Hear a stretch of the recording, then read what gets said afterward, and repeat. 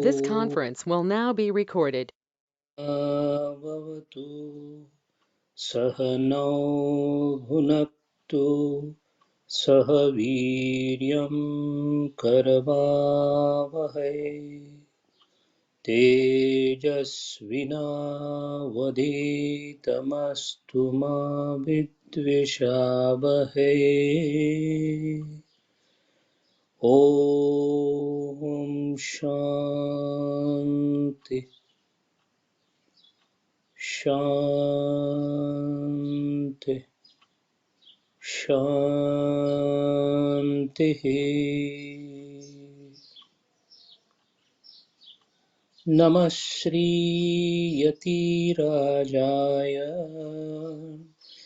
विवेकानन्दसूरये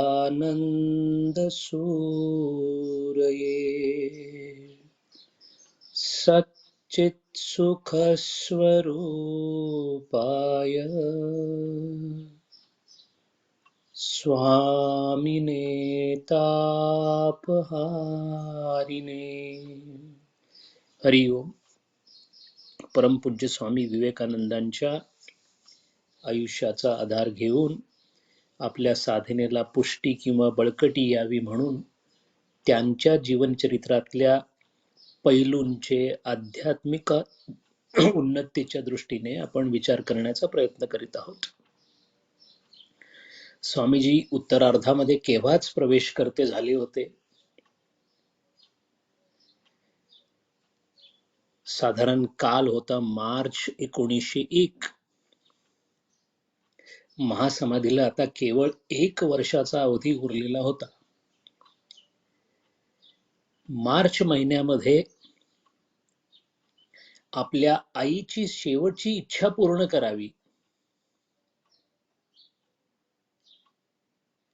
आणि आपल्या माता आणि पित्यांच्या इच्छेबद्दल आपल्या शास्त्रामध्ये एक विशेष उल्लेख येतो. तसं पाहायला गेलं तर आपल्याकडून किंवा आपल्याबद्दल बऱ्याचशा अपेक्षा किंवा इच्छा किंवा संकल्प असू शकतात, पण या सर्व संकल्पामध्ये जर पुत्र म्हणून किंवा पुत्री म्हणून जर कर्तव्य असेल तर ते फक्त माता आणि पित्यासाठी त्यांनी केलेला संकल्प पुरा करणे हे कर्तव्य कर्मामध्ये येतं. स्वामीजींची शारीरिक परिस्थिती अजिबात साथ देत नव्हती. अतिशय थकलेले होते स्वामीजी. पण केवळ आईने असा संकल्प केलेला आहे असं कळाल्यानंतर स्वामीजींनी पूर्व बंगालच्या दौऱ्याची तयारी सुरू केली. अर्थातच स्वामीजींच्या बरोबर त्यांचे गुरुबंधू, त्यांचे काही शिष्य, त्यांच्या मातोश्री भुवनेश्वरी देवी आणि काही त्यांचे जवळचे नातेवाईक, असा सगळा लवाजमा घेऊन स्वामीजी पूर्व बंगालच्या दौऱ्यावर निघाले. अर्थातच त्या काळचा पूर्व बंगाल म्हणजे आजचा बांगलादेश हा भारताचा त्यावेळेला अविभाज्य भाग होता. स्वामीजी कलकत्त्यावरून रेल्वे आणि बोट असा दोन्ही प्रवास करून ढाक्यामध्ये प्रवेश करते झाले आणि स्वामीजींची कीर्ती ढाक्यामध्ये सुद्धा पसरलेली असल्यामुळे ढाक्याच्या रेल्वे स्टेशनवर स्वामीजींच्या स्वागतासाठी प्रचंड गर्दी झालेली होतीच. स्वामीजींची अर्थातच स्वामीजींचं स्वागत झालं आणि स्वामीजींची खूप मोठी मिरवणूक ढाक्यामध्ये निघाली आणि मग ढाक्याच्या वास्तव्यामध्ये बऱ्याच लोकांनी स्वामीजींना भेटण्याचा प्रयत्न केला. काहींची भेट झाली. त्यामध्ये काही विचारवंत होते, काही तत्ववेत्ते होते, काही साधू होते आणि या सर्वांशी चर्चा आणि प्रवचन यामध्ये स्वामीजींचा ढाक्यामध्ये वेळ जाऊ लागला.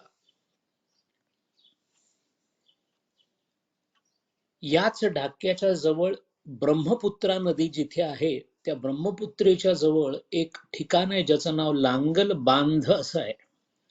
हा लांगल बांध ब्रह्मपुत्रेच्या किनारी असणारं छोटंसं गाव.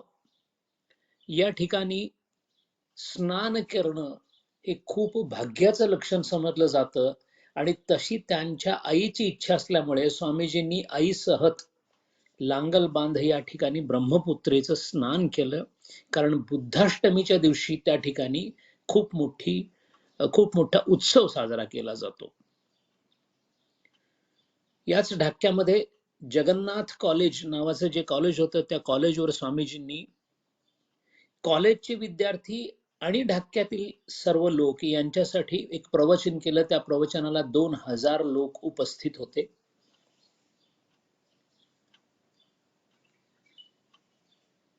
या ढाक्याच्या त्यांच्या वास्तव्यामध्ये एक अशी घटना घडली, ज्या घटनेनी आपल्याला काही समजू शकतं. स्वामीजींची चर्चा, प्रवचन, भेटी चालू असतानाच स्वामीजींच्याकडे निरोप आला की स्वामीजी, आपल्याला भेटण्यासाठी त्या काळची ढाक्यामधली प्रसिद्ध वेश्या आलेली आहे. अर्थातच बाहेर स्वामीजींचा बंदोबस्त पाहणारे जे काही गुरुबंधू आणि शिष्य होते, त्यांनी त्या स्त्रीला विरोध केला. समाजामध्ये वेश्येकडे पाहण्याचा जो दृष्टिकोन आहे तो ज्या पद्धतीचा होता, त्यामुळे तिला आत यायला, प्रवेश करायला परवानगी नाकारण्यात आली. पण जेव्हा स्वामीजींच्या कानावर हे आलं, तेव्हा ब्रह्मीभूत झालेल्या प्रत्येक व्यक्तीला आजूबाजूच्या चराचरामध्ये केवळ चैतन्याचं दर्शन होतं. ती वेश्या आहे याची पूर्णपणे जाणीव आपल्या मनामध्ये असते, पण जीवनमुक्ताला मात्र स्त्रीच मुळात स्त्री म्हणून दिसत नाही, तेव्हा ती स्त्री बदख्याली स्त्री असावी असं दिसणं ते कधी शक्यच नाही. हा दृष्टिकोनातला फरक आहे. असं कसं चैतन्य त्यांना सर्वत्र दिसतं? याचं सोपं उत्तर एका दृष्टांताने आपल्याला समजू शकेल. लहान मूल आईच्या समोर अतिशय चाळे करत असतं. काहीतरी हातामध्ये मुठीमध्ये घेऊन काहीतरी उधळून टाकतं, माती तोंडात घालतं, खायला दिलेला भात मातीत मिसळतं. पण हे सगळं जरी चालू असलं तरी आईला माहिती असतं की हा तो जे काही करतोय त्यात बाळ माझं शुद्ध आहे. बाळाने केलेली जी क्रिया आहे ती कदाचित त्याज्य असेल, आणि तो असं का करतोय तर तो लहान आहे. जसं आई बाळाला बाळ लहान असल्यामुळे जे काही करतो त्याला माफ करते, तसं जीवनमुक्त जेव्हा प्रत्येक जीवाकडे पाहतात तेव्हा प्रकृती म्हणजेच गुणांच्या प्रभावाखाली असलेला हा जो जीव आहे त्याच्यातल्या गुणांच्या प्रभावांकडे दुर्लक्ष करतात आणि चैतन्याकडे लक्ष देतात.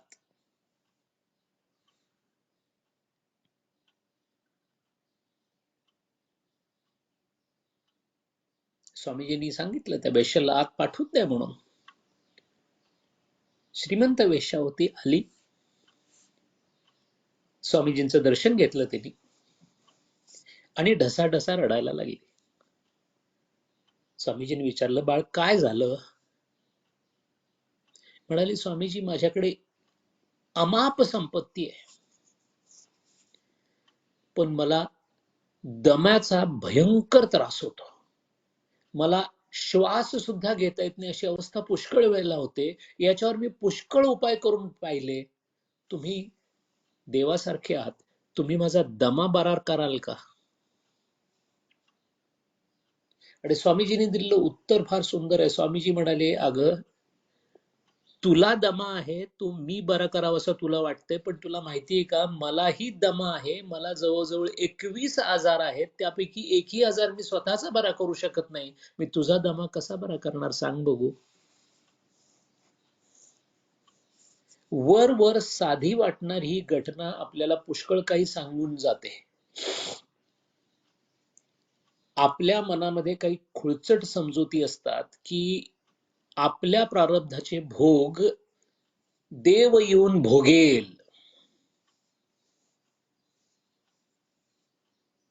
देव कोणाच्याही प्रारब्धाचे भोग भोगत नाही. प्रारब्धाचे भोग वासनेच्या पोटी असल्यामुळे ज्या अंतःकरणातून त्या वृत्ती उठलेल्या आहेत त्याच अंतःकरणाला सती मूले तद्विपाको जाती आयु भोग, हा पतंजली महाराजांचं सूत्र आहे. याचाच अर्थ आपल्या पुढे वाढून ठेवलेल्या ज्या ज्या घटना आहेत त्या त्या घटना आपल्याकडूनच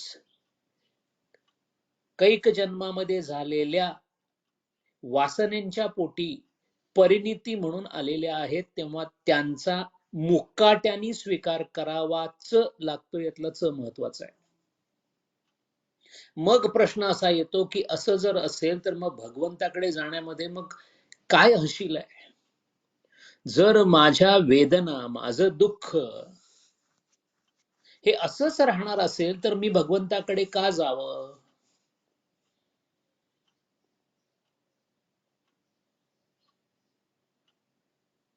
याला सुद्धा एक दृष्टांत छान देता येईल. प्रत्येक विद्यार्थी आपली परीक्षा आपणच देतो. कोणताही शिक्षक विद्यार्थ्यासाठी परीक्षेला बसत नाही. तरी सुद्धा शिक्षकांकडे जावं लागतं, कारण शिक्षक आपल्याला येणारी परीक्षा कशी द्यायची हे शिकवतात.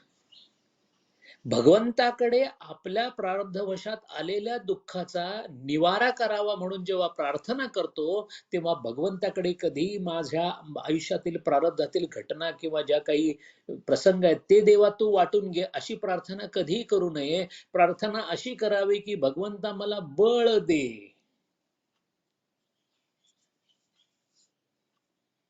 अडचण हनुमंताला आलेली होती. साक्षात लक्ष्मण महाराज बेशुद्ध पडले होते. भगवान श्रीराम चिंतेमध्ये होते. त्याचा उल्लेख स्वामी विवेकानंद महावीर करतात. असे हनुमान त्यांना पाचारण करण्यात आलं. अडचण होती कोणती वनस्पती आणायची, कुठून आणायची. अडचण भगवंतानी दूर केली नाही. अख्खा पर्वत उचलण्यासाठी लागणारं बळ मात्र हनुमंताकडे होतं, दिलं होतं.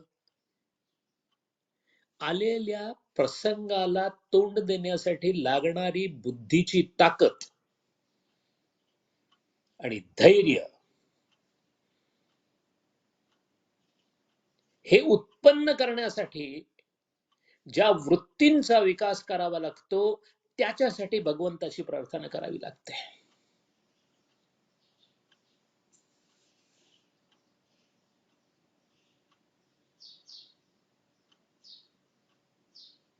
स्वामीजींनी समजावून सांगितलं त्या स्त्रीला. तिने दर्शन घेतलं स्वामीजींचं.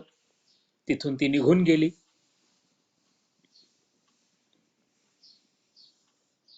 जवळच ढाक्याच्या देवभोग नावाचं गाव होतं.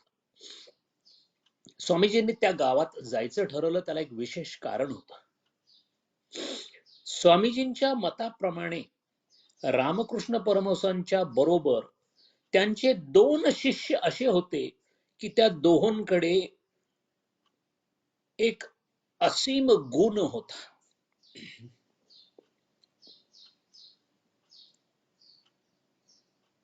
त्यापैकी एक म्हणजे नाग महाशय.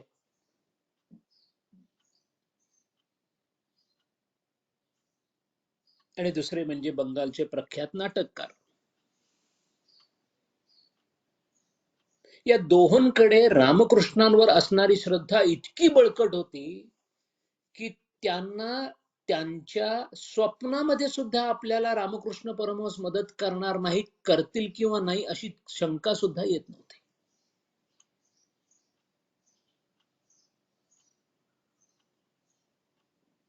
या नाग महाशयांचं गाव देवभोग असं होतं. आता नाग महाशय नव्हते, वारले होते, पण त्यांच्या पत्नी होत्या.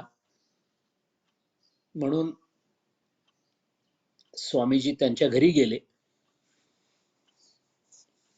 तिथे पाहुणचार घेतला आणि त्याच्यानंतर स्वामीजी आसाममध्ये कामाख्या देवीचं दर्शन घेण्यासाठी गेले.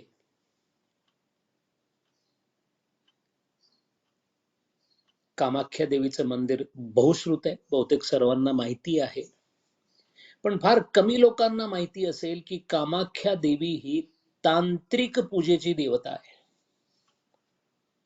मुळात अहोम म्हणजे आसामचे पूर्वीचे जे राजे होते, कैक शतकापर्यंत आसाम, मेघालय या भागामध्ये तंत्रपूजेचं प्राबल्य होतं.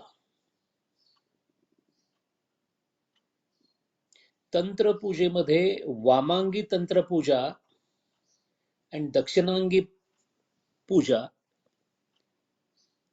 या प्रचलित या भागामध्ये होत्या. स्वामीजींनी कामाख्येचं दर्शन घेतलं आणि गुवाहाटीमध्ये तब्येत चांगली नसताना सुद्धा 3 प्रवचनं केली. स्वामीजींनी त्या काळामध्ये एक पत्र आपल्या अमेरिकेतल्या शिष्यांना लिहिलंय. त्याच्यामध्ये असं लिहिलेलं आहे की आसाम हा प्रदेश तंत्र किंवा तांत्रिक पूजेमध्ये फार प्रसिद्ध आहे आणि तिथे एका आचार्यांची पूजा होते ज्यांचं नाव हंकार देवा असं आहे. स्वामीजींच्या मते हे हंकार देवा म्हणजेच शंकराचार्य असावेत असं त्यांचं मत होतं. गुवाहाटीमध्ये स्वामीजींची तब्येत फारच बिघडली, पाय सुजले. म्हणून मग स्वामीजी हवा पालट व्हावा म्हणून मेघालयला शिलाँगला गेले.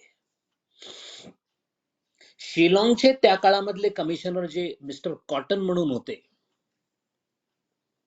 हेनरी कॉटन, यांनी स्वामीजींच्या बद्दल बरंचसं इंग्लंडमध्ये ऐकलं होतं. त्यामुळे त्यांनी त्यांचं स्वागत केलं आणि ते स्वतः स्वामीजींना घेऊन सर्जन जनरल म्हणजे त्यावेळेचे सिव्हिल सर्जन जे होते त्यांच्याकडे घेऊन गेले आणि स्वामीजींचा उपचार त्यांनी केला.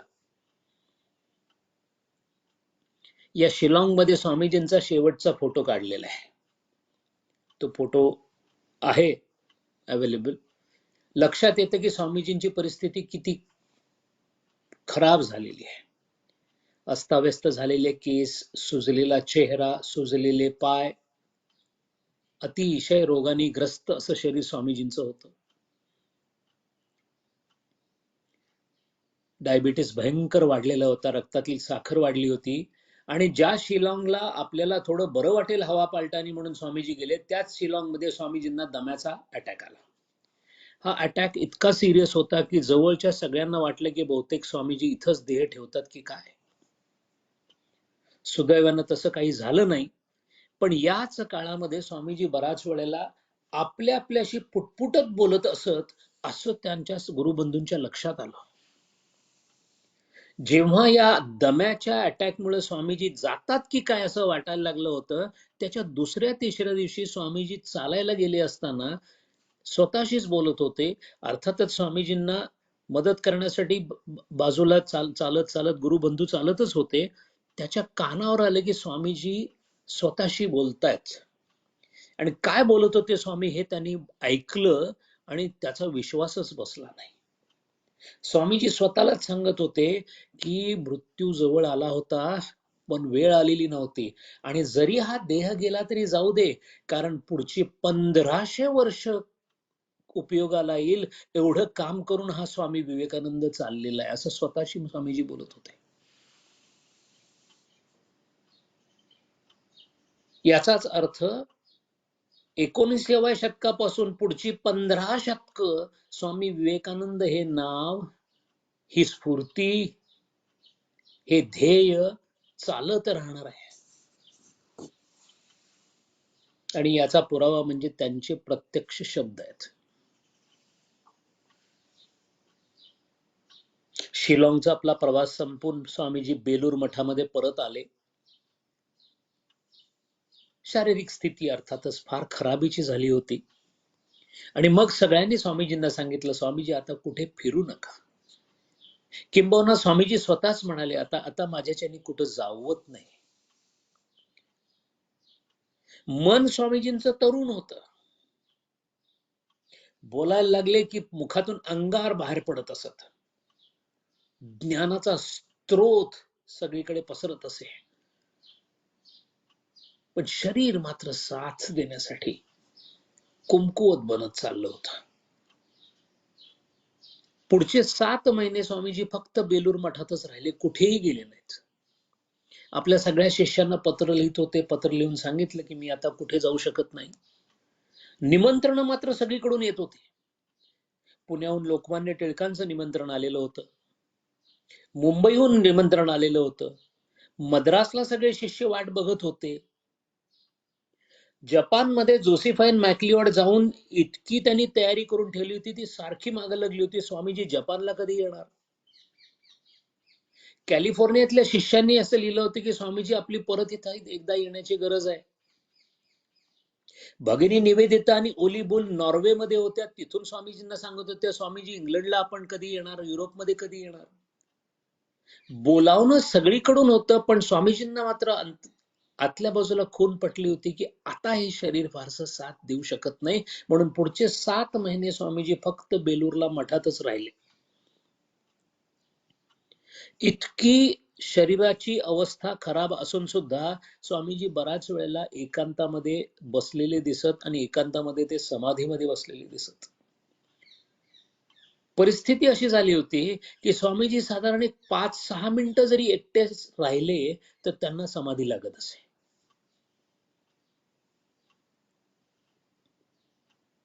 फारसं स्वामीजी बोलत नसत, कारण आवाज सुद्धा खूप कमी लोकांना ऐकू जात असे, अशक्त झाले होते.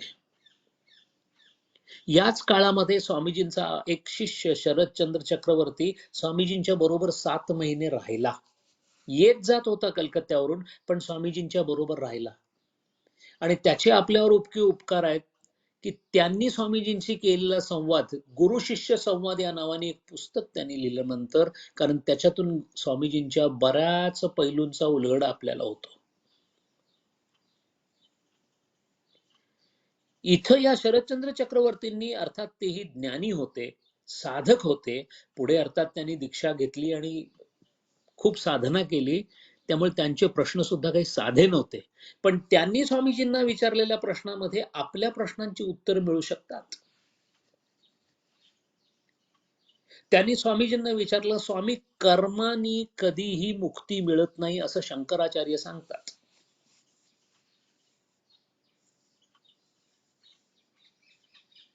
यजंतु कर्मानी भजंतु देवता. शंकराचार्यांनी विवेक चूडामणी नावाच्या सुंदर ग्रंथामध्ये अगदी सुरुवातीला सांगितलेलं आहे, आत्म ऐक्य बोध विना अपि न मुक्तीर सिद्ध्यते शतांतरे अपि. शेकडो जन्म जरी घेतले तरी सुद्धा कर्मानी मुक्ती मिळत नाही. मग त्यांनी प्रश्न असा विचारला की स्वामीजी, जर कर्मानी मुक्तीच मिळत नसेल आणि आम्ही जर फक्त कर्म करण्यासाठीच बाध्य असेल तर आपण अडकल्यासारखे होणार नाही का? कारण जोपर्यंत माझी मी शरीर ही भावना स्थित आहे, जोपर्यंत मी इगोसेंट्रिक कॉन्शियसनेस जीव म्हणून अस्तित्वात आहे, जोपर्यंत मी उपाधी रूपामध्ये वावरत आहे, तोपर्यंत मला मी आणि हे, अहम आणि इदम,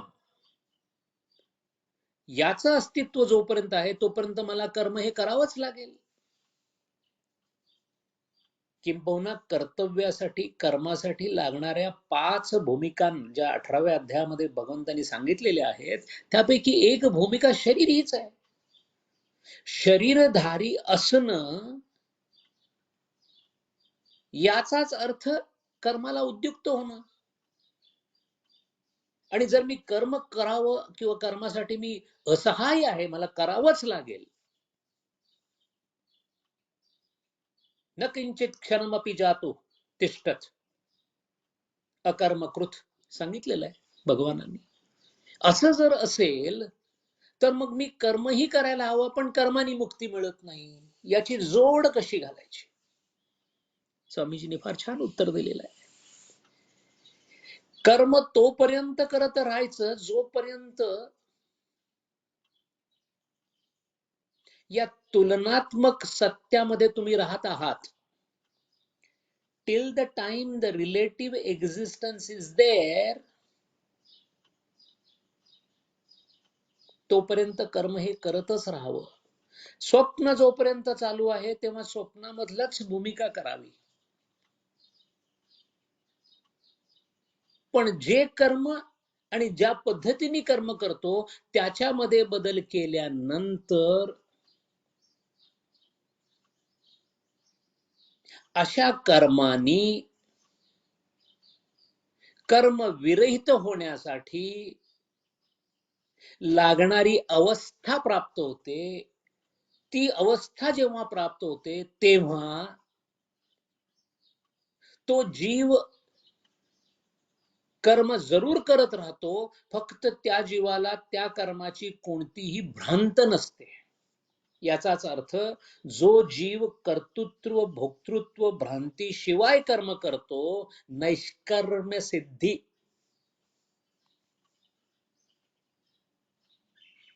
हे ज्या वेळेला होतं त्याच वेळेला त्याच्याकडून कर्म जरूर होतं, पण तो तुलनात्मक भ्रामक प्रतलावर नसल्यामुळे त्याचा आपसुक ज्ञानाच्या प्रांतामध्ये प्रवेश होतो. याचाच अर्थ देहधारी जरी असला तरी देह आहे याचं भान संपल्यामुळे देहधारित्वामुळे होणारं कर्म हे त्या देहाकडून होत आहे. माझा देहाशी संबंध संपला याचाच अर्थ मी आता जीव राहिलो नाही. म्हणून साधक कोणत्या पातळीवर किंवा प्रतलावर आहे त्याप्रमाणे त्यांनी कर्म उपासना ज्ञान या तिन्हीपैकी कोणता अधिकार प्राप्त केला आहे हे ठरवून आपलं कर्म करावं.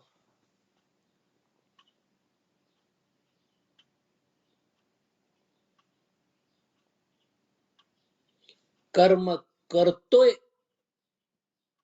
याची जाणीव जोपर्यंत आहे तोपर्यंत या विश्वाच्या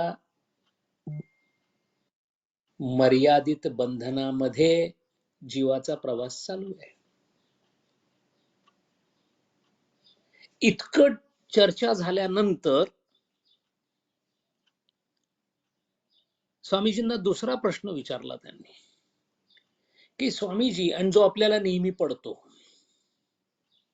आपण फारसं विचारत नाही किंवा श्रद्धेपोटी त्याला बाजूला ठेवण्याचा प्रयत्न करतो, तो प्रश्न साधा आणि असा आहे की ब्रह्मानी किंवा ब्रह्मावर जर हे जग अध्यस्त असेल, जर ब्रह्मामुळे माया जिवंत राहत असेल आणि मग त्या जीवसृष्टीमध्ये सगळे जीव दुःखी असतील, तर ब्रह्माला असा संकल्प होण्याचं कारणच काय? जर ब्रह्माला संकल्प एकोहम बहुश्याम प्रजाये झालाच नसता तर हे विश्वही झालं नसतं, ही भगवद्गीताही नसती, हे स्वामी विवेकानंद नसते, आम्हीही नसतो, तुम्ही नसता, सगळं छान छान झालं असतं. बसल्या बसल्या हा उद्योग ब्रह्माने का करावा आणि तोही इतका विचित्र दुःखी? आपल्या मनामध्ये हा प्रश्न असतो, असावा यावा, अपेक्षा यावा असा. जे शुद्ध आहे, शुद्धम शुक्रम अस्नावरम असं वर्णन आहे परब्रह्माचं. एवढं सगळी शुद्धता सोडून निर्गुण असणार ते सगुणात येऊन त्यातला एक तमोगुण आहे तो वाढवून रजोगुण वाढवून त्याच्या पाठोपाठ सगळं दुःख आणून मग त्या दुःखातून परत, हे म्हणजे द्राविडी प्राणायाम झाला. पहिल्यांदा खड्डा खोदायचा, त्याच्यामध्ये पडायचं आणि पुन्हा त्यातनं बाहेर यायचं, त्याच्याऐवजी खड्डाच कशाला करायचा? हा प्रश्न संयुक्तिक आहे, येणं स्वाभाविक आहे. स्वामीजींनी त्याला दिलेलं उत्तर सुद्धा तितकंच चपकल आहे. स्वामीजी म्हणाले की हा प्रश्न मुळात असा आहे की एखाद्या दारुड्याने जर असं विचारलं की सगळं अस्पष्ट अस्पष्ट का दिसतंय,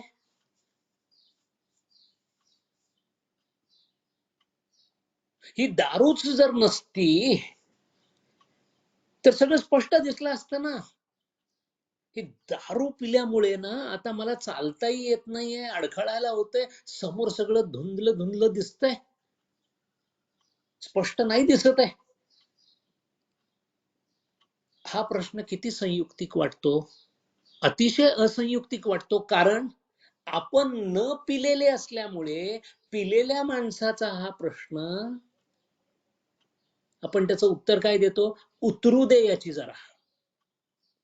मग काय होईल? मग या प्रश्नाचं उत्तर मिळेल का? नाही, मग हा प्रश्नच उरणार नाही, का त्याला स्पष्ट दिसायला लागेल.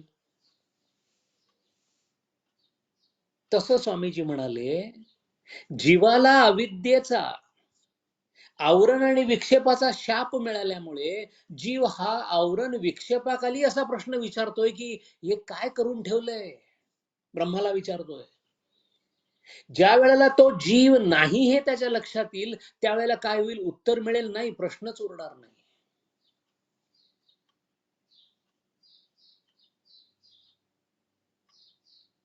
ताबडतोब शिष्य म्हणाला, याचा अर्थ महाराज, हे सगळं जे जग दिसतंय ते मग काय खोटच म्हणायचं?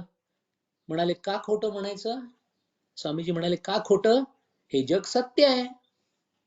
कोणाला? जो त्याला सत्य मानतो त्याला. कोण सत्य मानतं? जो जीवस्वरूपामध्ये जीवदशेमध्ये आहे तो. जीवदशेमध्ये असणाऱ्या प्रत्येकाला विश्व सत्य वाटतं, सत्य असतच. कोणासाठी? जीवासाठी. जो जीवदशेमध्ये नाही त्याला विश्व सत्य वाटतं का? कसं वाटेल? कारण जो जीवदशेत नाही तो कोणत्या अवस्थेमध्ये आहे? चैतन्य अवस्थेमध्ये आहे. चैतन्य किती आहेत? एक आहे. जर मी एकच आहे असा अनुभव आला तर दुसरं विश्व कुठनं दिसणार? जो एक या अनुभवामध्ये आहे, एकमेवाद्वितीय, एकमेव अद्वितीय,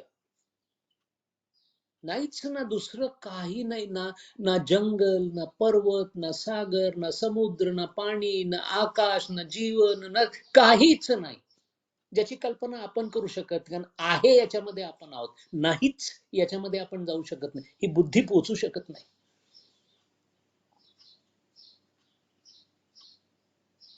बुद्धीला सवयच अशी झालेली आहे, असलं की कळतं.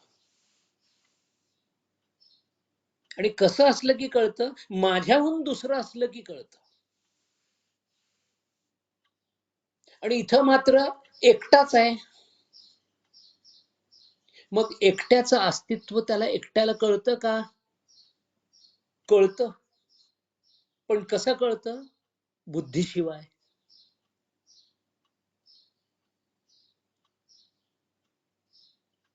लिमिटेड एडजंट, उपाधिकृत अशी बुद्धी असली, उपाधिकृत चैतन्य असलं की त्याच्या जाणीवेला मर्यादा येतात.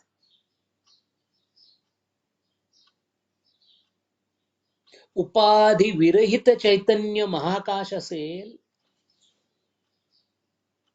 तर त्याला काही जाणीव होण्याची गरज नाही, कारण त्याला जाणवण्यासारखं काही नाही. त्याला जाणवते स्वतःबद्दलच जाणीव आहे. एकच असल्यानंतर दुसरा नाहीच आहे तर दुसऱ्याची जाणीव कुठून येईल? म्हणून स्वामीजी म्हणाले, कुठं आहेस याच्यावर ठरव. इथं आहेस ना, when you are in a Rome, behave like a Roman. आहेस, जीव आहेस ना, मग विश्वाचं पालन कर. अमेरिकेत असशील तर अमेरिकेचे कायदे. जेव्हा तू जीव नसशील त्यावेळेला मग सगळे जीव एकच वाटतील वगैरे. एकच वाटण्याचा संबंधच येत नाही, एकच असणार आहे.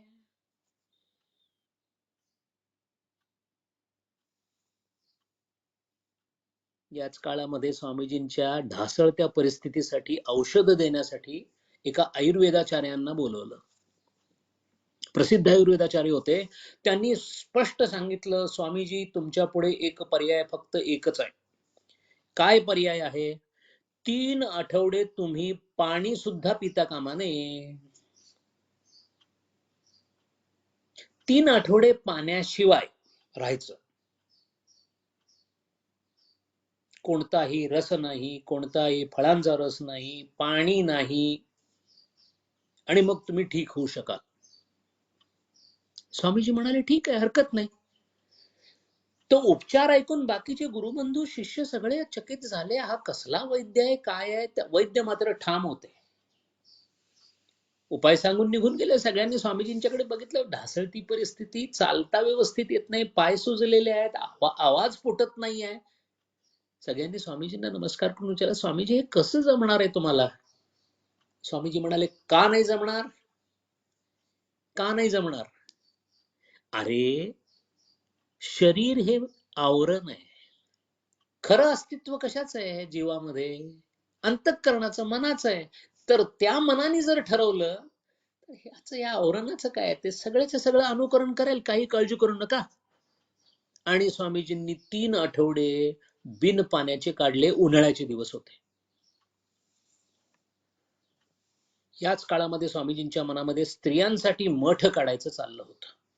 स्त्रियांसाठी मठ म्हटल्यानंतर काही शिष्यांनी येऊन, गुरुबंधूंनी येऊन ताबडतोब स्वामीजींना विचारलं, स्वामीजी स्त्री म्हणजे धोंड आहे प्रगतीतली, ते मग आणखीन गडबड होणार, हे होणार, ते होणार, अमुक तमुक सगळ्यांनी हिरिहिरीने सांगायला सुरुवात केली. स्वामीजींनी सगळ्यांचं झाल्यानंतर ताडकन उद्गारले, कोणत्या ग्रंथामध्ये स्त्रीला वेदाध्ययनाचा अधिकार नाही असं म्हटलेलं आहे?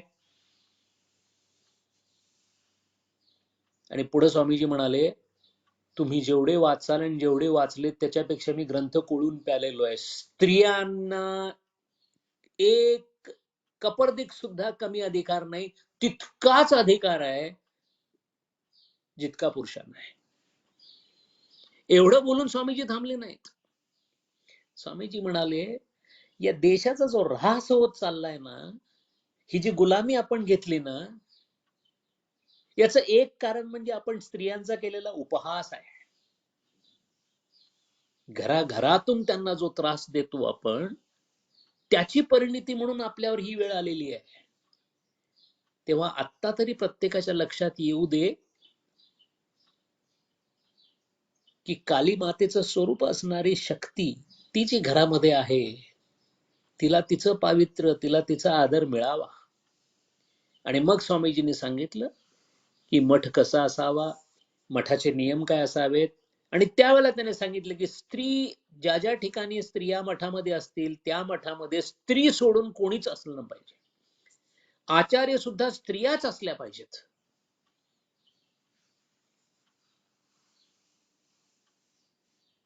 असंच बोलणी चालत असताना अचानक बाहेरून पोस्ट आलं.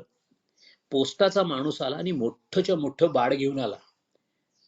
स्वामीजींनी मठासाठी एन्सायक्लोपीडिया ब्रिटानिका मागवलेला होता. 18 व्हॉल्युम्स एन्सायक्लोपीडियाचे मागवले. अर्थात बराच खर्च आला. स्वामीजींना आनंद झाला, ते आणून ठेवले. शरदचंद्र चक्रवर्तींना मात्र राहवलं नाही. ते म्हणाले, स्वामीजी इतके खर्च आपण अगोदर एक एक पायी गोळा करतोय मठामध्ये, आणि हा एन्सायक्लोपीडिया, एखादा समजा ग्रंथ वेद बीद आणले ठीक आहे, हे एन्सायक्लोपीडिया ब्रिटानिका काय करायचंय? स्वामीजी म्हणाले, आपल्या बुद्धीला ज्ञानाचे कण जिथून जसे मिळवता येतील तसे मिळवावेत. त्याबरोबर शरदचंद्रांनी दुसरा प्रश्न काढला, स्वामीजी हे इतके 18 अध्याय वाचायचे, हे व्हॉल्यूम सगळे, त्याला किती वेळ लागेल आणि एवढं वाचून कोणाच्या लक्षात राहणार आहे? स्वामीजी ताडकन म्हणाले, अरे काय बोलतोयस तू, यातले 11 व्हॉल्यूम माझे वाचून झालेले आहेत. याबरोबर शरदचंद्र म्हणाले, स्वामीजी वाचून कदाचित तुमचे झालेही असतील, पण लक्षात काय राहिलंय? थोडं बहुत राहतं, नाही असं नाही.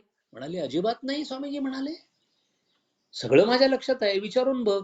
आणि मग शरदचंद्रांनी एक एक व्हॉल्यूम काढून, त्यातलं कोणतंही पान काढून स्वामींना सांगायला सुरुवात केल्यानंतर स्वामीजींनी शब्द जसेच्या तसे एन्सायक्लोपीडियामध्ये होते तसेच्या तसे त्यांनी सांगितले. आता मात्र शरदचंद्र चक्रवर्तींना आश्चर्याला पारावार राहिला नाही की असं काय आहे स्वामीजींच्या मध्ये की 11 व्हॉल्यूम शब्दासहित लक्षामध्ये आहेत आणि जेवढं एन्सायक्लोपीडियामध्ये दिलेलं आहे त्याच्यापेक्षा जास्त सांगायला स्वामी तयार आहेत. त्यांनी स्वामीजींचे पाय धरले आणि म्हणाला, स्वामीजी, अशी अफाट स्मरणशक्ती मी कुठंच बघितली नाही, काय रहस्य आहे? स्वामीजी हसत म्हणाले, अरे हे ब्रह्मचर्य आहे. नैष्ठिक ब्रह्मचर्य जर असेल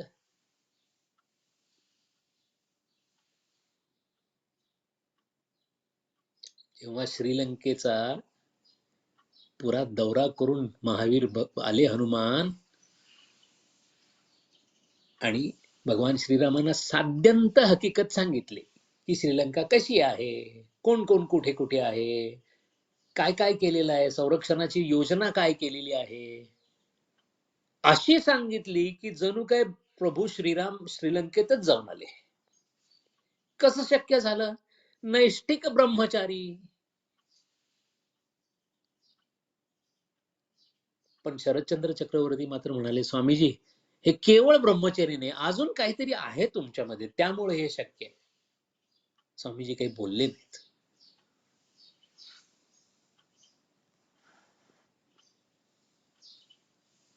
तेवढ्यात ब्रह्मानंद एकदा आले आणि म्हणाले, अरे काय तुम्ही स्वामीजींना सारखे प्रश्न विचारता, हे करता, त्यांची तब्येत ठीक नाही, तुम्हाला कळत नाहीये का? स्वामीजी म्हणाले, राजा. ब्रह्मानंदांना स्वामीजी राजा नावाने हाक मारत असत. राजा, तुझं काय बिघडते? ही माझी मुलं आहेत, विचारू देत काय विचारायचं ते.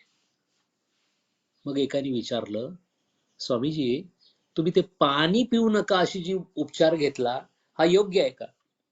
स्वामीजी म्हणाले, जी विद्या शास्त्रावर आधारित आहे ती स्वीकारून त्याच पद्धतीने औषध वगैरे घ्यावं. कोणी येऊन कोणी काही सांगतो असं काही करू नये.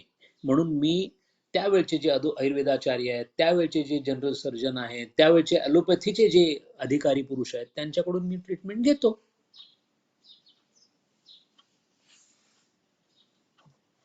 असंच एकदा बोलता बोलता शरदचंद्र चक्रवर्ती आणि स्वामीजी बसले होते. स्वामीजी, संध्याकाळची वेळ झाली होती, रात्र पडली आणि स्वामीजी खिडकीतून बाहेर पाहत होते आणि बराच वेळा स्वामीजी स्वगत बोलत असत. शरदचंद्रांनी मात्र ते नोट करून ठेवलंय, नोंद केली त्याची.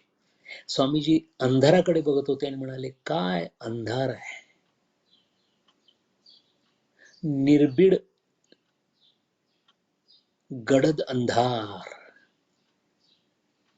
अफाट शांतता, कालीचं हे खरं स्वरूप आहे.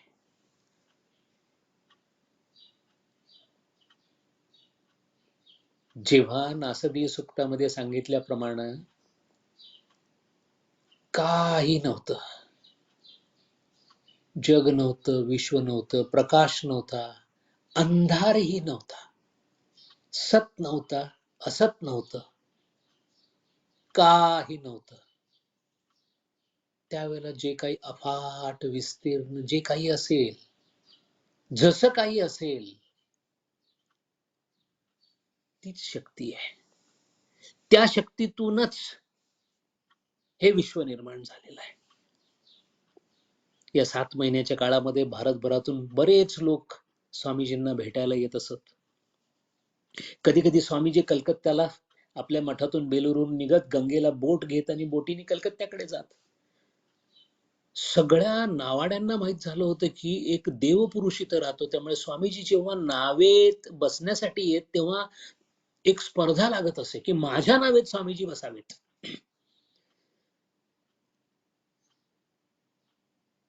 व्यक्तिमत्व स्वामीजींचं असं होतं. एक कोणता तरी प्रचंड दैवी पुरुष जवळ आलेला आहे याची अनुभूती सर्वांना होत असे.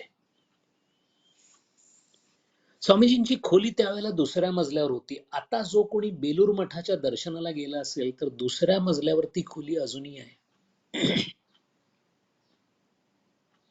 मठाच्या नैऋत्य कोपऱ्यामध्ये दुसऱ्या मजल्यावरची ही खोली आहे. त्याला 4 खिडके आणि 3 दरवाजे आहेत.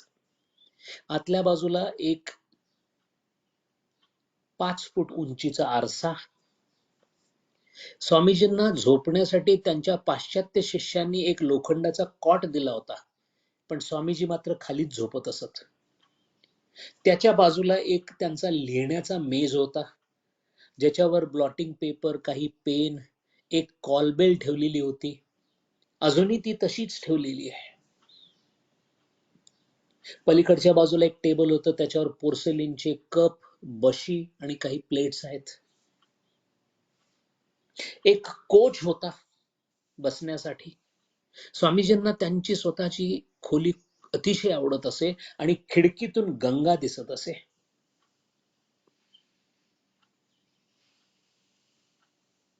एक ठाकूरांचा फोटो आणि एक मृगाजीन, हरणाचं कातड, ज्याच्यावर स्वामीजी कधी कधी ध्यानाला बसत असत.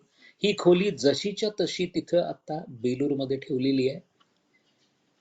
आता कदाचित त्यातला प्रवेश बंद करण्यात आलाय. काही वर्षापूर्वी तिथे प्रवेश होता आणि तिथे लोक ध्यानाला जाऊन बसत असत.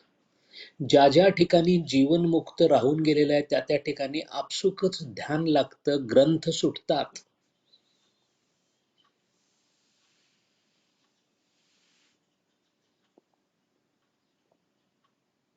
आणि याच खोलीच्या मध्ये भिंतीवर एक कॅलेंडर आहे,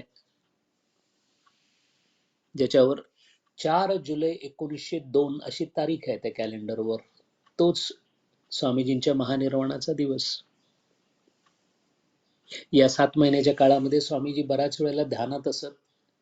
आंब्याचं आणि फणसाचं झाड मठाच्या आवारामध्ये होतं. त्यातल्या आंब्याच्या आणि मठाच्या त्या फणसाच्या झाडाखाली स्वामीजी बऱ्याच वेळेला सकाळी बसत आणि बसता बसता ध्यानात जात. याच काळामध्ये स्वामीजींना प्राण्यांचं वेड होतं आणि पाळीव प्राणी स्वामीजी कधी पाळू शकले नाहीत. आपण पाहिलेलं आहे, स्वित्झर्लंडला गेले होते तेव्हा तिथून ते कुत्री घेऊन येणार होते. पण आता 7 महिने एका ठिकाणी असल्यामुळे स्वामीजींनी काही पाळीव प्राणी पाळायला सुरुवात केली. स्वामीजींनी काही शेळ्या पाळल्या होत्या, एक हरिण पाळलं होतं, काही गायी पाळल्या होत्या, मासे पाळले होते आणि एक लहान मुलगा मटरू नावाचा, तो स्वामीजींच्या बरोबर राहत असे. स्वामीजींनी त्या मटरूच्या गळ्यामध्ये छोटेसे असे घुंगरू बांधले होते आणि ते लहान मूल इकडं तिकडं उड्या मारायचं. स्वामीजींच्या जवळ जायला त्यांचे गुरुबंधू घाबरत असत. होतच तसं. जीवनमुक्ताचा सत्वगुणाचा प्रभाव असा असतो ना, की रजगुणाचे लोक जवळ सुद्धा जाऊ शकत नाहीत. पण मटरू मात्र स्वामीजींच्या रूम मध्ये जात असे, त्यांच्या खोलीमध्ये त्यांच्या दिवाणावर नाचत असे. आणि असा हा बाल्यावस्थेतला मटरू एक दिवस त्याचं प्राणोत्क्रमण झालं, तो वारला. स्वामीजींना खूप दुःख झालं. स्वामीजींचं प्राण्यांवर भयंकर प्रेम होतं. स्वामीजींच्या एका शेळीचं नाव हंसी असं होतं. स्वामीजी त्या हंसीकडे जात आणि स्वामीजी दोन्ही हातांनी हात जोडून त्या हंसीला म्हणत, हंसी, आज दूध देशील ना ग तू? आणि मग स्वामीजी तिचं दूध घेत असत. याच प्राण्यांमध्ये स्वामीजींच्याकडे एक कुत्रा होता, बाघा असे त्याचं नाव होतं. हा कुत्रा स्वामीजींच्या नेहमी आजूबाजूला असायचा. अर्थात शेवटी तो कुत्रा होता, त्यामुळे कधी कुठे इकडे तिकडे तोंड घालणं व्हायचं. बाकीच्या शिष्यांना मात्र त्यांना ते पावित्र्य सगळं प्रसादाचं अमुक त्याचं गडबड होती, याच्यामुळे त्या कुत्र्यावर बाकीच्यांचा राग होता. स्वामीजींच्या मात्र अतिशय प्रेम त्या कुत्र्यावर होतं. एक दिवस स्वामीजी तिथे नसताना, कलकत्त्यात गेले असताना, या कुत्र्याने कुठेतरी तोंड घातलं जेवणामध्ये म्हणून सगळ्या गुरुबंधूंनी त्या शिष्यांनी उचललं त्या कुत्र्याला आणि बोटीत घालून गंगेच्या त्या बाजूला नेऊन सोडलं. आता गंगा इतकी मोठी आहे, त्याच्या त्या बाजूला सोडल्यानंतर कुत्र्याने इकडे यायचं काहीच कारण नाही म्हणून सगळे निवांत बसले. संध्याकाळी स्वामीजी आले आणि म्हणाले, बाघा कुठे आहे? त्याने सांगितलं, असं असं केलं म्हणून आम्ही सोडून आलो. स्वामीजी म्हणाले, अरे वाईट झालं, बरं असू दे म्हणाले. आणि स्वामीजी त्या दिवशी झोपले. सकाळी लवकर उठायचे स्वामीजी, 3 वाजता उठायची सवय होती. स्वामीजी उठले आणि आपल्या दरवाजा त्यांनी उघडला तर त्यांचा पाय लागला कुठे खाली, म्हणून बघितलं तर बाघा तिथे बसलेला होता. सकाळी उठल्यावर सगळ्यांना कळाले की बाघा परत आलेला आहे. पण कळे ना की गंगेच्या त्या बाजूला सोडलेला बाघा इकडे आला कसा काय? बरं, पोहत येऊ शकत नाही कारण गंगा एवढी मोठी आहे, माणूस पोहू शकत नाही मुश्किलीने, कुत्रा काय पोहणार? मग दुसऱ्या दिवशी सगळ्यांनी चौकशी केल्यावर लक्षात आलं की हा बाघा गंगेच्या त्या बाजूला सोडल्यानंतर त्या बाजूनी इकडे मठाकडे येणारी एक नाव होती ज्याच्यामध्ये काही लोक बसली होती, त्या नावेत त्यांनी येऊन उडी मारली. नावेत कुत्रा आला म्हणून नावेतल्या नावाड्यांनी आणि सगळ्या लोकांनी त्याला हुशफुश करायला सुरुवात केल्यानंतर त्याने असा हिंस्त्र जबडा उघडला की सगळे घाबरले. शेवटी कंटाळून त्यांच्या लक्षात आली की हा कुत्रा काय बाहेर जात नाही आणि आपल्याला निघायला वेळ होतोय, त्यामुळे ती बोट तिथून हलली. त्या बोटीतून मग तो बाघा इकडे आला आणि इकडे पोहोचला. मग मात्र स्वामीजींनी सगळ्यांना सांगितलं की यापुढे बाघाला माझ्या परवानगीशिवाय कोणी इथून बाहेर काढणार नाही. पुढे हा बाघा त्या मठामध्येच राहिला. हे वैशिष्ट्य असं या कुत्र्याचं होतं, या बाघा कुत्र्याचं, की ग्रहणाचा विधी सगळे संन्यासी पाळत असत. ग्रहण सुटल्यानंतर गंगा स्नानाला सगळे जात असत. हा कुत्रा सुद्धा ग्रहण सुटल्यानंतर गंगा स्नान करून येत असे. पुढे स्वामीजी वारले. कुत्र्या काही दिवस होता, त्याच्यानंतर त्याचाही मृत्यू झाला. कुत्र्याचा मृत्यू झाला तो गंगेच्या किनारी झाला. त्याचं मृत शरीर गंगेच्या त्या लाटांबरोबर आत गेलं. सगळ्या शिष्यांना वाटलं ठीक आहे, त्याला जलसमाधी मिळाली. पण दुसऱ्या दिवशी सकाळी पाहतात तो लाटांबरोबर त्याचा मृतदेह पुन्हा मठाच्या समोर आला होता. पुन्हा सगळ्यांनी त्याला गंगेमध्ये नेऊन सोडलं. त्याच्या दुसऱ्या दिवशी पुन्हा तो मृतदेह परत त्याच ठिकाणी येऊन थांबला. मग मात्र गुरुबंधूंच्या लक्षात आलं की बाघाची इच्छा कदाचित इथंच त्याला पुरलं जावं अशी असेल, म्हणून त्याचं तिथं मग दफनविधी केला. अशा या प्राण्यांबरोबर स्वामीजी दिवस काढत होते. शरदचंद्र चक्रवर्तींची प्रश्नोत्तर चालूच होते.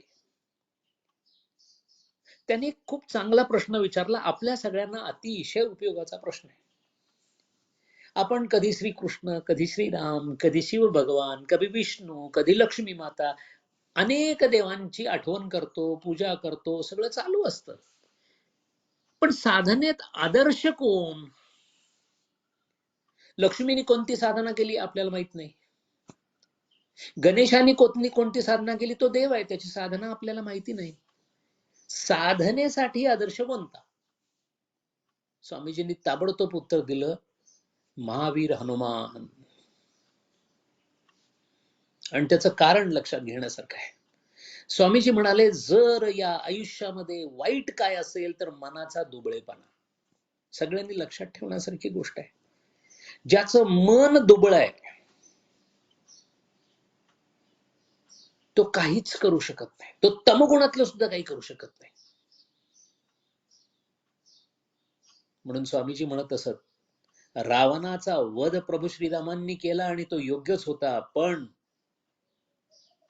मेघनाथाचा वध झालेला असताना सुद्धा कोणत्याही भावनेच्या आहारी न जाता आपल्या स्वतःच्या ताकदीवर विश्वास ठेवून रावण युद्धाला उभा राहिला.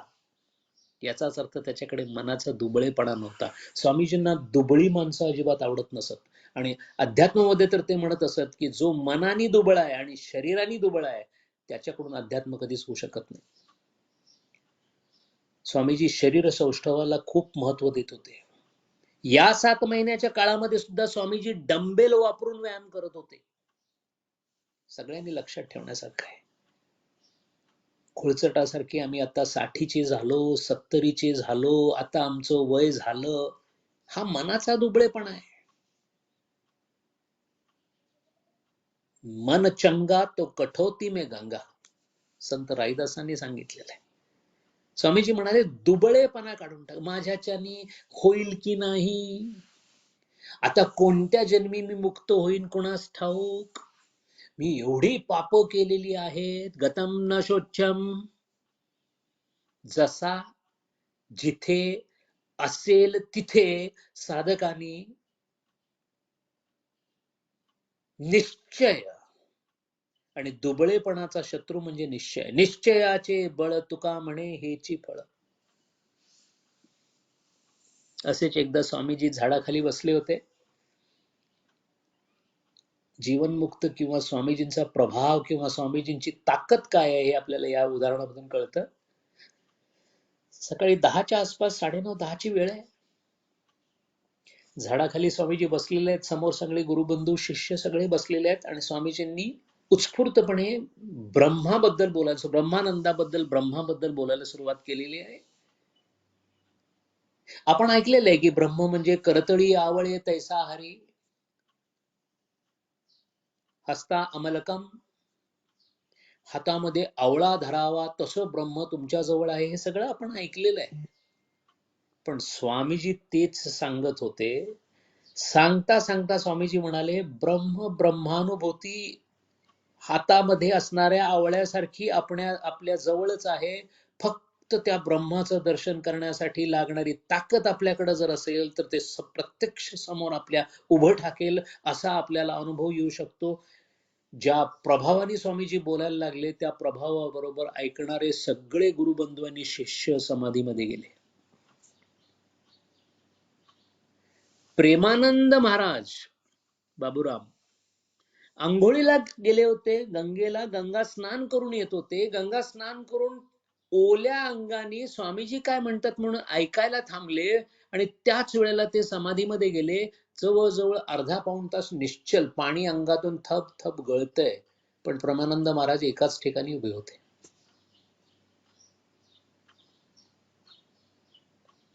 ऐकणाऱ्यांना सुद्धा ब्रह्मानंदाचा अनुभव झाला. प्रेमानंद स्वामी समाधीमध्ये गेले. फक्त फरक एवढा होता की प्रेमानंद महाराज हे जीवन मुक्तापैकी एक होते. त्यामुळे स्वामीजींच्या शब्दांनी 1-2 शब्द कानावर पडल्याबरोबर ते समाधीमध्ये गेले. बाकीच्यांना बरंच ऐकल्यानंतर त्या समाधीचा अनुभव आला. कोणाला थोडा आला, कोणाला जादा आला. प्रत्येकाच्या अधिकाराप्रमाणे त्या चैतन्याच्या प्रतलावर ते पोहोचले. पण पोहोचण्यासाठी लागणारी जी ताकद आहे, त्याच्या मागची जी ऊर्जा आहे, ते म्हणजे स्वामीजींचे शब्द होते.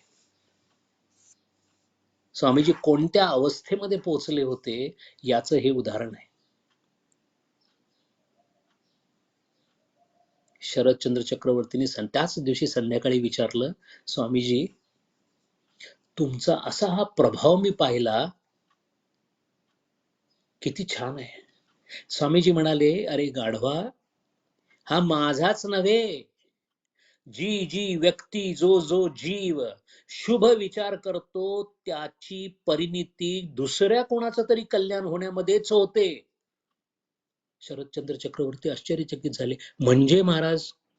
स्वामीजी म्हणाले, तू आत्ता इथे जर एखादा शुभ विचार केलास तर त्याचा फायदा अमेरिकेमध्ये असणाऱ्या कोणाला तरी होऊ शकतो.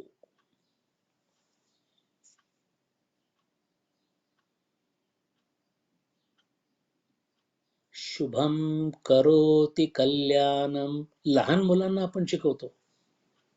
शुभ ज्ञानाच्या सप्तावस्थेमधली पहिली अवस्था शुभ विचार.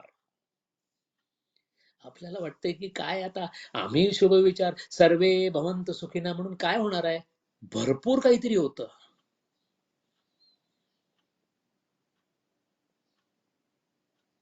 म्हणून नेहमी सद्बुद्धी सद्विचार.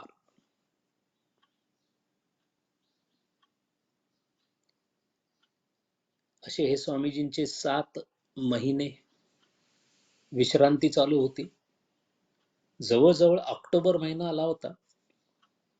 आयुष्यातले शेवटचे 6 महिने राहिलेले होते. या 6 महिन्यामध्ये कोणत्या कोणत्या गोष्टी झाल्या, काय काय घडलं ज्याचा आपल्या साधनेला उपयोग होऊ शकतो, हे सगळं आपण येणाऱ्या वर्गामध्ये बघूया.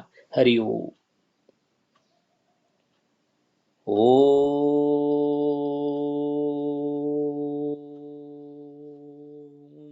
पूर्णमद पूर्णमिदं पूर्णात् पूर्णमुदच्यते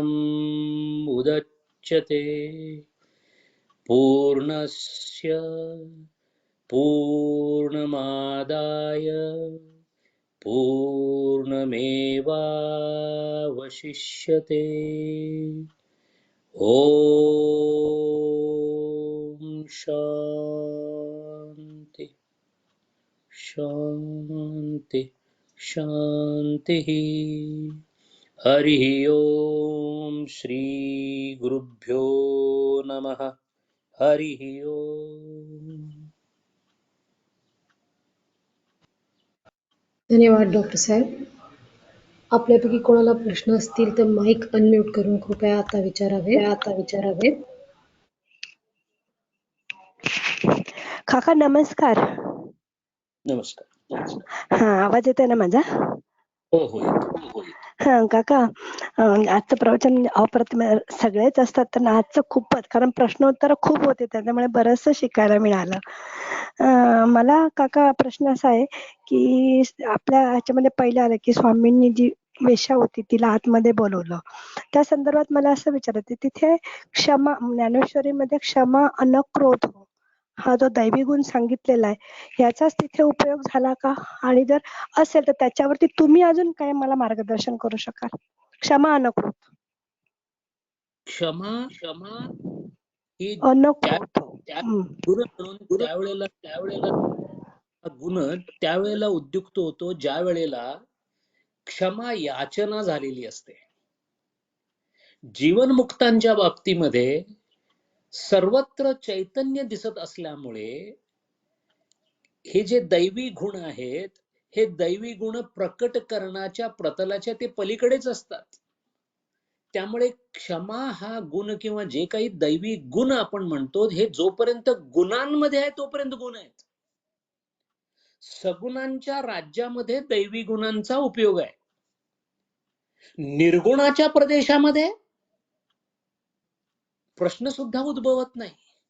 कारण आलेली वेश्या ही वेश्या आहे हे ज्यांनी आत घेऊन आले त्यांना माहिती होतं, त्यांना तसं वाटलं. स्वामीजींना मात्र आणखीन एक चैतन्याचा आविष्कार एका उपाधीनी वेश्या नावाच्या बांधलेला आलेला आहे. जेव्हा सोनाराच्या दुकानामध्ये स्त्री जाते तेव्हा ती अंगठी पाहते, चेन पाहते, मोहनमाळ पाहते. सोनार मात्र एवढंच बघतो, सोनं किती आहे. त्याला त्याच दागिन्यामध्ये सोनं दिसतं, स्त्रीला तो दागिना दिसतो. सगुणामध्ये दैवी गुणांनी युक्त म्हणून तिच्या बरोबर काहीतरी व्यवहार, तो सगुणातला व्यवहार झाला. गुणा गुणीषु वर्तंती असं सांगितलेलं आहे भगवद्गीतेमध्ये. निर्गुणाच्या प्रांतामध्ये मात्र ती वेश्या उपाधिकृत चैतन्य होत. म्हणून जेव्हा आपण अशा दैवी गुणांची गोष्ट करतो, दैवी गुणांची गोष्ट ही चित्तशुद्ध झालेल्या गुणांमध्ये वावरत असणाऱ्या निर्गुणाप्रती अतिशय वेगाने पुढे जात असलेल्या जीवाची ती अवस्था आहे. स्वामीजी निस्त्रैगुण्यो अर्जुना हा जो उपदेश श्रीकृष्ण भगवानांनी अर्जुनाला केला, तो उपदेश गळ्यातून उतरलेले स्वामीजी होते. पुढे येणार आहे स्वामीजी कोण होते, स्वतःच स्वामीजींनी सांगितलेलं आहे.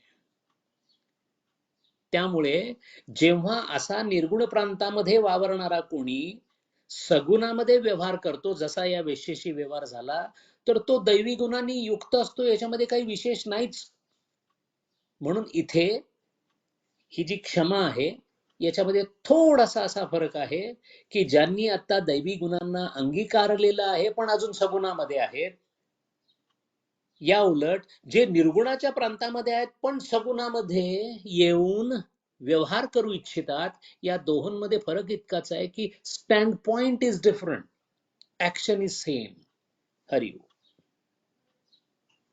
धन्यवाद. आणि डॉक्टर काका, तुम्ही त्या ज्ञानाच्या सप्त अवस्था सांगितल्या, त्याच्यातल्या त्या कोणत्या, जरा विश्लेषण करा. मी त्या साती पुढच्या प्रवचन प्रसंग येणार आहे तिथे आपण. बरं. आणि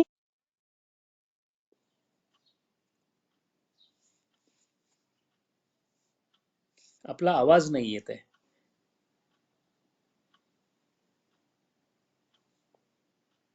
Muted. हा, आता येतोय काका? येतो. हो. हा मी म्यूट करायची विसरली होते. काका मला असं विचारायचंय की आत्मानुभव जो आहे तो बुद्धीच्या शिवाय येतो.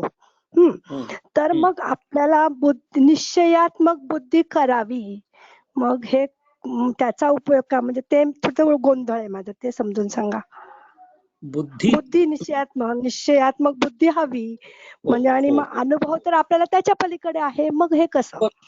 बरोबर. इंजिनियर झाल्यानंतर जे काम करायचं असतं त्याच्यामध्ये इंजिनिअरिंग शिकलेल्याचा उपयोग जरूर होतो, पण इंजिनिअरिंग शिकताना जे इंजिनियर काम करतो त्याचं फक्त थिअरॉटिकल नॉलेज मिळतं. तसं बुद्धीच्या मार्फतच आपला सगळा व्यवहार होतो. त्यामुळे बुद्धीच्या मार्फत आपण नेहमी अनेक विषयांचं सेवन करत असतो. ते सेवन तमो किंवा रजोगुणात्मक असतं.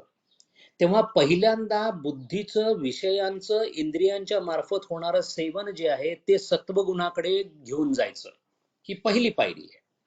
जेव्हा सगळं सत्वगुणात्मक होईल त्यावेळेला जी बुद्धी असेल ती बुद्धी स्वच्छ किंवा सत्वगुणयुक्त बुद्धी असं आपण म्हणतो. सत्वगुणयुक्त बुद्धीच अशी बुद्धी असते की ती निश्चय करू शकते. कशाचा निश्चय करायचा? तो निश्चय सत्वगुणात्मक बुद्धी असा करते की मी एकाग्रता करेन. म्हणून सत्वगुणात्मक बुद्धी असेल तरच एकाग्रता होते, अन्यथा होत नाही. मग हा जो प्रवास आहे की तमो आणि रजोगुणाला विश्रांती देऊन सत्वगुणाचा परिपोष करण्यासाठी जे काही केलं जातं त्याला चित्तशुद्धीचं साहित्य असं म्हटलं जातं. एकदा या अशा सत्वगुण भारित बुद्धीने निश्चय केला की त्याचं फळ म्हणजे एकाग्रतेच्या पोटी, म्हणजे आता अनेक विषय सेवन आणि इंद्रियांमार्फत हे दोन्हीही बाजूला सारले जातात. त्याच्याऐवजी मन नावाच्या किंवा अंतःकरण नावाच्या 6व्या इंद्रियांनी एकाच विषयाचं सेवन करण्याची प्रवृत्ती सत्वगुणामुळे होते. त्या विषयाचं सेवन करत असताना बुद्धी स्वतःला विकसित करून बुद्धीपासून ती मेधापर्यंत, मेधेपासून प्रतिभेपर्यंत, प्रतिभापासून ऋतंभरेपर्यंत विकसित पावते. जेव्हा ऋतंभरा बुद्धी येते तेव्हा तिची व्याप्ती इतकी वाढते की तिची व्याप्ती अशा ठिकाणी पोचते की तिची व्याप्ती संपून जाते. त्यालाच बुद्धीचा नाश किंवा मनोलय असं म्हणतात. आणि तो बुद्धीचा नाश किंवा मनोलय झाला की त्याच्यानंतर आपल्याला आत्मज्ञान किंवा ब्रह्मज्ञान होतं. कारण ज्या ठिकाणी अंतःकरण नाही त्या ठिकाणी जीवाचं अस्तित्व असू शकत नाही. याचाच अर्थ आता अंतःकरण संपलं, अंतःकरणातला चिदाभास संपला, उरलं ते फक्त कूटस्थ म्हणजेच आत्मा. अशा प्रकारे त्याचे विस्तार. हो काका, छान समजलं. धन्यवाद. डॉक्टर साहेब, वेळ असेल तर आपल्याकडे एक आलेला प्रश्न होता, विचारू का? हा जी. आजच्या व्याख्यानामध्ये करतई आवळा जैसा हरी याच्याबद्दल उल्लेख आलाच. त्याचा जो पूर्व पार्ट आहे तो म्हणजे भावबळी आकडे याच्याशी रिलेटेड हा प्रश्न आहे की यात जो भाव म्हणून मेन्शन केलेला आहे त्याचा नक्की अर्थ काय, आणि हा भाव कसा वाढवायचा आणि तो वाढला आहे हे आपल्याला कसे समजणार, हा प्रश्नाचा पहिला भाग आहे. आणि दुसऱ्या भागामध्ये त्याने असं विचारलं की साधकाने फार भावुक असू नये असेही म्हणतात, मग कसं वागायचं, असा प्रश्न. भाव आणि भावना हे दोन अत्यंत वेगळे शब्द आहेत. साधकांनी भावनेच्या आहारी जाऊ नये, भावाच्या आहारी जावं. भावना आणि भावांमध्ये फरक काय आहे की ज्या गोष्टीबद्दल आपल्याला आकर्षण किंवा ज्या गोष्टीबद्दल आपल्याला तिरस्कार असतो त्या गोष्टीबद्दल आपल्या मनामध्ये काही वृत्ती उमटतात. त्या वृत्तींना प्रतिसाद असं म्हणतात. आईला मूल दिसलं की आनंद होतो, प्रतिसाद आहे तो. कोणीतरी असं क्रूर असं कोणी दिसलं की तिरस्कार होतो, हा प्रतिसाद आहे. साधना म्हणजे प्रतिसाद नव्हे. भगवान श्रीरामांची मूर्ती बघितल्यानंतर आपल्याला छान वाटतं आणि मग त्यांचा जेव्हा वियोग झाला आणि ते अयोध्येतून बाहेर पडले आणि वनवासाला गेले, आपल्याला रडायला येतं. या भावना आहेत. त्यांचं मूल्य काही विशिष्ट काळापर्यंत साधनेच्या अतिशय प्राथमिक पातळीला ते योग्य आहे. पण भाव याचा अर्थ शास्त्रीय भाषेमध्ये ज्याला चित्तवृत्ती निरोध म्हणतात त्याला भक्तीमध्ये भाव असं म्हणतात. म्हणून ज्या चित्तामध्ये ज्या वृत्तीमध्ये एकाग्रता परिपक्वतेला पोहोचली त्यावेळेला त्याचा भाव उत्पन्न होतो. भाव उत्पन्न होणे म्हणजे ज्या प्रतीकाची साधना मी करतो त्या प्रतीकाची साधना करता करता प्रतीक होऊन जाणे म्हणजे ध्यान करणारा ध्येयाबरोबर सम्मिलित होऊन जातो त्याला भाव असं म्हणतात. आणि सम्मिलित होण्याची प्रक्रिया ही शारीरिक नसून मानसिक असल्यामुळे विचारांच्या माध्यमातून ध्यान करणारा ध्याता ध्येयाशी एकरूप झाल्यामुळे ध्यान संपून जातं असं जेव्हा होतं त्या अवस्थेला भाव असं म्हणतात. त्या भावामध्ये हरी दिसतो. म्हणून भावबळे आकळे येरवी नाकळे. जर तसं करता आलं नाही तर कधीही ब्रह्मज्ञान किंवा हरीचं दर्शन होणार नाही. जब हरी था तब मैं नाही, अब हरी है मैं नाही. कारण मी होतो म्हणजे ध्याता होता तोपर्यंत ध्यान नाही पूर्ण झालं, भाव पूर्ण उद्दीपित झाला नाही. पण जेव्हा ध्याता संपतो, ध्यान संपतं, ध्येय आणि ध्याता एकच होतं, त्यावेळेला भाव होतो, त्यावेळेला हरी दिसतो असा अर्थ आहे. हरी. धन्यवाद डॉक्टर साहेब.